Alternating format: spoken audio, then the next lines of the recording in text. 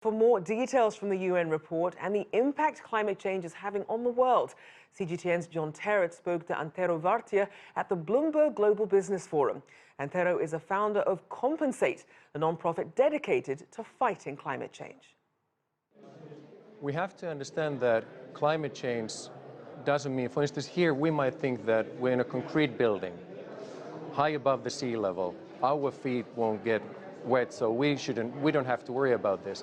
But the problem is that there are so many hundreds of millions of people living in areas that might become uninhabitable and relatively fast, meaning that those people need to leave their homes. And if we think, for instance, of the refugee crisis we had in Europe in 2015, that was only 1.3 million people who came to Europe, and that was enough for us to talk about crisis. That was enough for people to become more angry and polarizing the world. What would happen if there were 5 million people coming to Europe every year? The system won't survive it. And we have to understand that the climate change won't affect us through weather. It will affect us through market economy, and it will hurt us bad. And that's why we're running out of time, because if this goes so far, in a world where people are angry and worried about the future and the markets won't work, we won't be able to solve this problem anymore. When you heard about the report, what did you think were the key points in it that alarmed you? That this is happening a lot faster than we thought before. We knew that this will happen, but now in 2019 they're saying that this is happening twice as fast as we expected. That is really alarming. And the report talks about the oceans being the buffer for climate change for years. What does that mean? Well, first of all, the carbon dioxide that goes into the ocean makes the ocean more acidic. So the ocean being a buffer is not a good thing either, because it means that when the water becomes more acidic, the ecosystem in the water won't survive it either. And then again, if the ocean won't work as a buffer anymore, it will mean that the amount of carbon dioxide in the atmosphere will increase a lot faster than it has until now. And what will be the effect on our oceans if that goes ahead and happens? Well, many billion people get their main protein source from fish, for instance. If we run out of fish stocks, we're going to see a major crisis again. And this is why we have to understand that it's not about some people out there who will be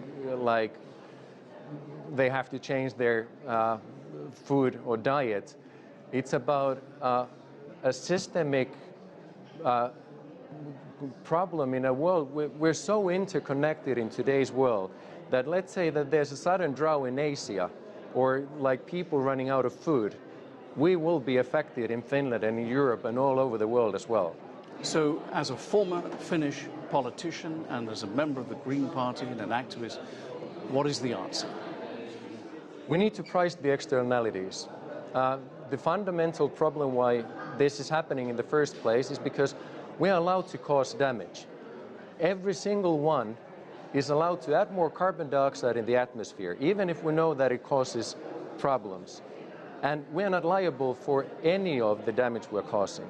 And that should be in everything what we do. Whenever I consume something that adds more carbon in the atmosphere, I should always pay for the damage which is causing, just like we're doing with everything else.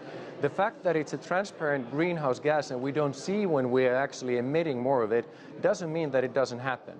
And in order for this, I used to be a member of the parliament for one term, and everybody in the parliament said that we need to stop climate change. But whenever we started talking about the actions we need to take, it was always somebody else's responsibility.